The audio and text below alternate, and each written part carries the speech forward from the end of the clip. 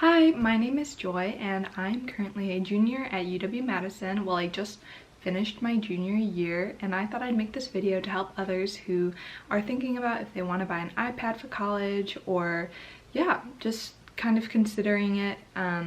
Maybe you're going into college and you don't know kind of what supplies you want to invest in.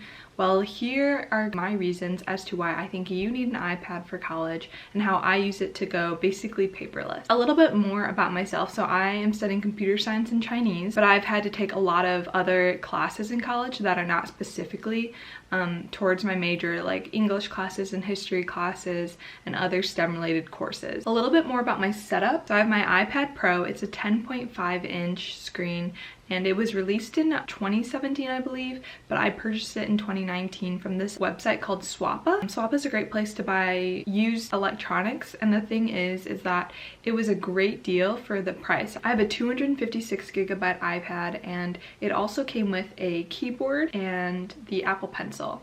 So it was a really great bundle and I bought it during spring semester last year. In addition to that, I also have this iPad case. It has a little slot for you to put your pencil in it, which is nice for when I'm putting this into my backpack. I can just slide it in and not lose my pencil. I also have a soft case in case I want to put my iPad in here and keep it protected if I'm putting it into like a bag that has maybe like stuff on the bottom and I don't want it to get all dirty. A little quick overview about the apps that I most commonly use are I use GoodNotes to take handwritten notes. This app is great because I can keep all my notes organized into folders and I can store things like the class's textbook in there if it's a PDF.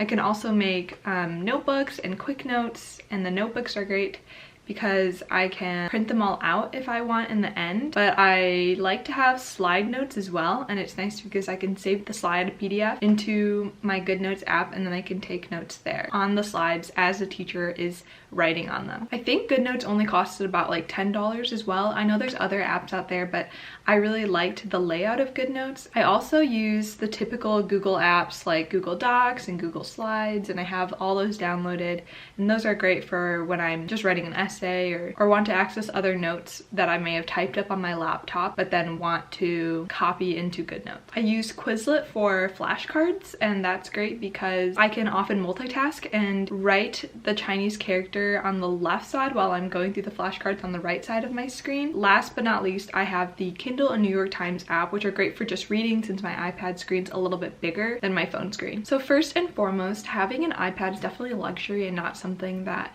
I know everyone can afford, and basically something that's like a tool and not a toy, I believe. But I think that it can definitely benefit your studies if you use it correctly. For myself, I know that it's been helpful to turn off notifications when I'm using my iPad because I do like to have like social media apps also on my iPad, but I turn those off so that I won't get distracted. I think the main first reason why to get an iPad is that it'll help with any class that you have to take notes in. And if you're going to be an undergrad in college, you're going to be taking so many notes for all the different breadth of classes that you're going to be taking. I know I've used it in so many different classes, whether it's Nutri-Sci or computer science, a math class even, or maybe it's, you know, an English class that I'm taking notes in.